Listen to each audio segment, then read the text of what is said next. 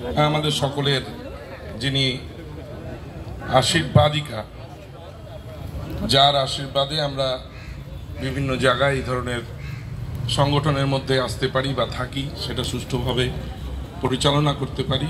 আমাদের মাননীয় মুখ্যমন্ত্রী মমতা বন্দ্যোপাধ্যায়, তার প্রতি শ্রদ্ধা, এবং মঞ্চে এই ইন্ডাস্ট্রির বিখ্যাত সমস্ত পরিচালক, পরিচালিকা, অভিনেতা, অভিনেত্রী, আমি সবাইকে প্রণাম জানাই।